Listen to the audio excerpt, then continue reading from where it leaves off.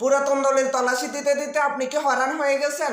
চিন্তা করছেন পুরাতন দলিলটি আর পাবেন না? চিন্তার কোনো কারণ নেই। আপনার পুরাতন দলিলটি আপনি কিভাবে পাবেন এই বিষয়টা নিয়ে আজকে আমি আলোচনা করব। চলুন শুরু করা যাক।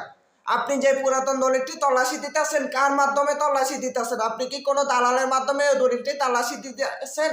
এটি আপনাকে প্রথমে জানতে হবে। আপনি যদি ওই দলিলটি তল্লাশি দেন দালালের মাধ্যমে, তাহলে এই দলিলটি সারা জীবন তল্লাশি দিয়ে যাবেন, এই দলিলটি কিন্তু পাবেন না। আপনাকে প্রথমে সাব রেজিস্ট্রি অফিসে যেতে হবে এবং কি ওনাদের বলতে হবে যে আপনি কোন সালের দলিল তল্লাশি দিবেন বা কোন কোন নামের ব্যক্তির তল্লাশি দিবেন, কোন মৌজার দলিলটি আপনি তল্লাশি দিবেন।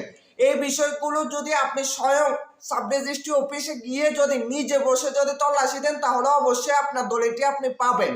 আর আমরা সাধারণত দলিল কোথায় তল্লাশি দিতে হয়, কোন মাধ্যমে তল্লাশি দিতে হয় এটি জানি না। এটি না জানার ফলে আমরা দালালকে ধরে, দালালে এ দলিলটি তল্লাশি দেয় কি দেয় না তা আমরা জানি না। তারা বলে কি 5 বছর তল্লাশি দিছে, 10 বছর তল্লাশি দিছে, এই কথা বলে তারা টাকাগুলো নিয়ে যায়।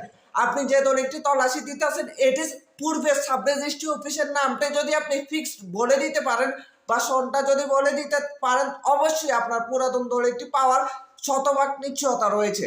আপনার পুরাতন দলিলটি যদি এই মাধ্যমে তল্লাশি দেন, অবশ্যই আপনার পুরাতন দলিলটি ইনশাল্লাহ আশা করা যায় আপনি পাবেন। ভিডিওটি আপনি দেখলেন, আরেকজনকে দেখার সুযোগ করে দেন, অনেকেই পুরাতন দলিলটি পাচ্ছে না।